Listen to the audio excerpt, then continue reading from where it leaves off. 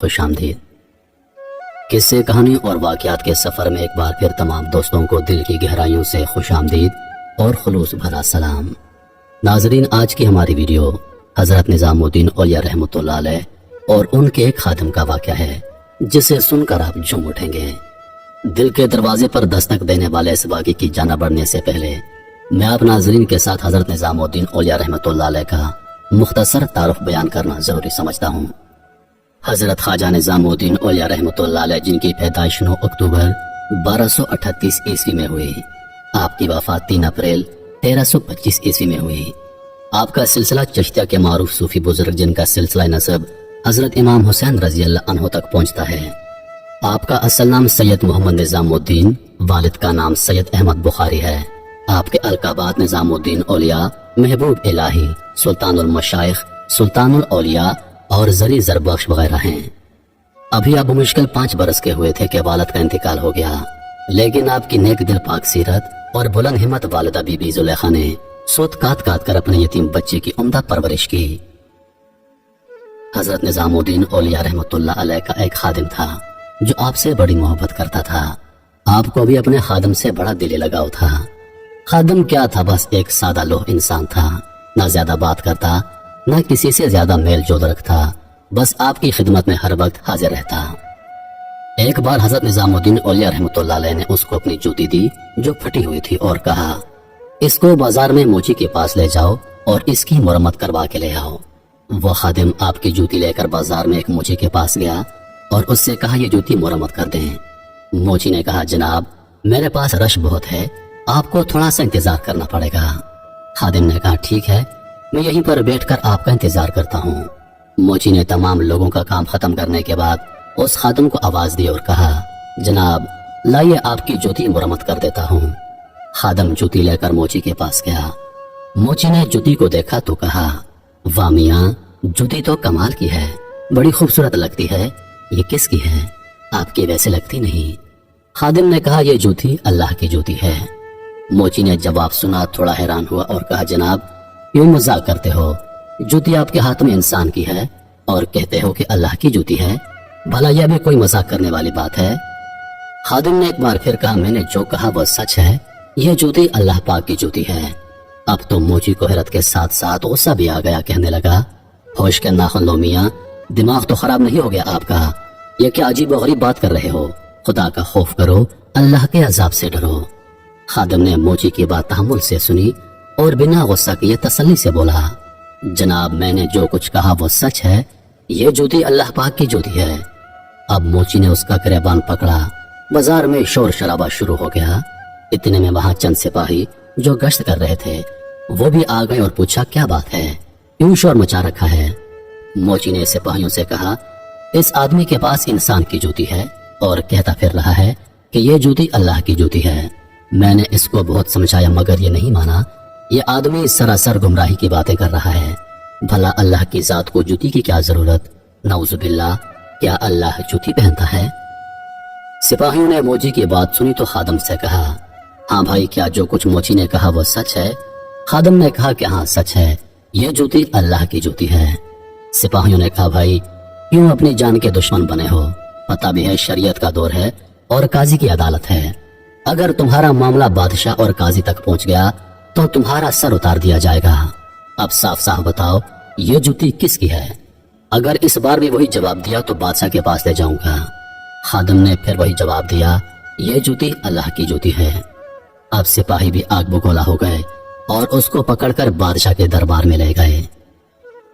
جب اس کو بادشاہ کے سامنے لایا گیا تو سپاہیوں نے بادشاہ کو تمام صورتحال سے آگاہ کر دیا۔ بادشاہ بھی سن کر حیران ہو گیا اور اس سے پوچھا، ہاں بھائی، سپاہیوں نے جو کچھ کہا کیا وہ سچ ہے کہ تم یہ کہتے ہو کہ تمہارے ہاتھ میں جو جوتی ہے وہ اللہ کی جوتی ہے؟ خادم نے کہا کہ ہاں، یہ جوتی اللہ کی جوتی ہے۔ بادشاہ نے غصے میں کہا، کیا تم نہیں جانتے تمہاری یہ گستاخی تمہاری جان لے سکتی ہے؟ اگر قاضی کی عدالت میں تمہارا فیصلہ گیا تو اس گستاخی کی وجہ سے تم کو سزائے موت ہو جائے گی۔ خادم نے کہا، بادشاہ اگر میرا سر قلم کرنا ہے یا مجھے جو بھی سزا دینی ہے، میں اپنی بات پر قائم ہوں اور ہر سزا کے لیے تیار ہوں۔ بادشاہ نے سپاہیوں سے کہا، مجھے اس پر ترس آ رہا ہے، خواہ مخواہ اس کی جان چلی جائے گی۔ ऐसा करो, इसको शाही मेहमान खाने में ठहराओ, इसकी खूब खिदमत करो। लगता है लंबा सफर तय करके आया है और थकावट की वजह से इसका दिमाग ठीक काम नहीं कर रहा। आज रात इसको शाही मेहमान खाने में ठहराओ, इसकी अच्छी तरह देखभाल करो। कल इसको काजी की अदालत में ले आना, तब इसका दिमाग अपनी जगह आ जाएगा। खादम को मेहमान खाने में ठहराया गया, उसकी बहुत खिदमत की गई। सुबह हुई तो उसको काजी की अदालत में पेश कर दिया गया। लोगों का हुजूम जमा हो गया कि इसको क्या सजा होगी। बादशाह ने काजी से कहा, जनाब ये आदमी मुझे पागल लगता है। ये हाथ में इंसान की जूती लिए फिर रहा है और कहता है कि मेरे पास अल्लाह की जूती है।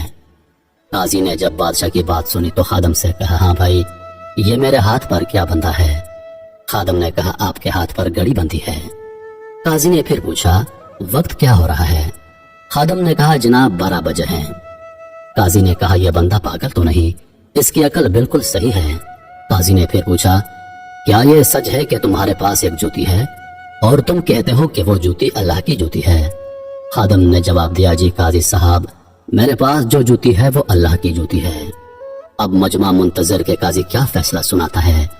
इससे पहले कि काजी कोई फैसला सुनाता, हजरत निजामुद्दीन औलिया रहमतुल्लाह अलैह अपने उसी खादम को तलाश करते करते उस जगह आ गए। देखा लोगों का हुजूम है और काजी की अदालत लगी है। आप भी उस मजमे में शामिल हो गए। जैसे ही काजी ने आपको देखा, एहतरामन अपनी निशिस्त से खड़ा हो गया और कहा, जनाब आप मेरी निशिस्त पर बैठ जाइए। हजरत निजामुद्दीन औलिया रहमतुल्लाह अलैह ने कहा, नहीं काजी साहब, इस वक्त आप इस नशिस्त के ज्यादा हकदार हैं क्योंकि आप वक्त के काजी हैं। हजरत निजामुद्दीन औलिया रहमतुल्लाह अलैह ने पूछा, क्या बात है और किस चीज का फैसला हो रहा है? काजी ने कहा, जनाब एक शख्स है जिसके पास एक इंसान की जूती है और कहता है कि ये जूती अल्लाह की जूती है। अब वो बार बार अल्लाह की शान में गुस्ताखी कर रहा है। हजरत निजामुद्दीन औलिया रहमतुल्लाह अलैह ने कहा, वो शख्स कौन है? आपके सामने आपके खादिम को लाया गया और कहा, यही वो शख्स है। हजरत निजामुद्दीन औलिया रहमतुल्लाह अलैह ने अपने खादिम को देखकर काजी से कहा, काजी साहब, ये बंदा बिल्कुल सच कह रहा है, ये जूती सच में अल्लाह की जूती है। अब मजमे पर सन्नाटा छा गया। हर कोई हैरान कि हजरत निजामुद्दीन औलिया ने भी इसकी बात की तस्दीक कर दी। काजी ने कहा, हजरत में कुछ समझा नहीं। हजरत निजामुद्दीन औलिया रहमतुल्लाह अलैह ने कहा, काजी साहब, क्या आपने कुरान पाक नहीं पढ़ा? कुरान पाक में अल्लाह पाक फरमाता है कि जमीन और आसमान के दरमियान जो कुछ है वो अल्लाह का है। अब अगर आप इस जूती को जमीन और आसमान के दरमियान से निकाल सकते हैं तो फिर ये आदमी झूठा है। अगर इस जूती को जमीन और आसमान के दरमियान से नहीं निकाल सकते तो ये आदमी सच्चा है, क्योंकि जमीन और आसमान के दरमियान जो कुछ है वो अल्लाह का है। काजी साहब, इसका मतलब यह है कि यह जूती अल्लाह की मलकियत है। जैसा कि जमीन और आसमान के दरमियान तमाम चीजें अल्लाह की मलकियत हैं, वैसे यह जूती भी तो अल्लाह की मलकियत में आती है। हजरत निजामुद्दीन औलिया की बात नाकाबिले तरदीद थी। काजी साहब हैरानगी से हजरत निजामुद्दीन औलिया रहमतुल्लाह अलैह को देखने लगा। आपने कहा, काजी साहब, आप इस आदमी को नहीं जानते। ये शख्स अल्लाह की याद में, अल्लाह की मोहब्बत में इस कदर डूबा रहता है, ये जिधर भी देखता है इसको अल्लाह ही अल्लाह नजर आता है। ये एक सच्चा आशिक है, इसको अपने हाल पर छोड़ दें। हजरत निजामुद्दीन औलिया रहमतुल्लाह अलैह अपने खादम को लेकर वापस आ गए। कहते हैं, इश्क इलाही वो इश्क है जिसमें इंसान डूब जाए तो फिर उसको दुनिया में कुछ नजर नहीं आता सिवाय अल्लाह के। अल्लाह के औलिया की जिंदगी पढ़िए, सहाबाए कराम रिज़वानुल्लाहि अलैहि व अजमईन की जिंदगियां पढ़िए, वो सब अल्लाह की मोहब्बत में डूबे हुए थे। हजरत बिलाल हबशी रजी अल्लाह अन्हु के गले में रस्सी डालकर मदीने की गलियों में घसीटा जाता, उनके सीने पर गर्म पत्थर रखे जाते और जिस्म के नीचे गर्म कोयले बिछा दिए जाते और कहा जाता, अब बोलो, तो आप कहते, अल्लाह अल्लाह, अहद अहद। यही वो इश्क था जिसमें वो इतने डूबे थे कि तकलीफ महसूस ही नहीं होती थी। हजरत ज़करिया अलैहिस्सलाम के जिस्म को सर से पांव तक आरे से चीरा गया, लेकिन आपने उफ तक ना की।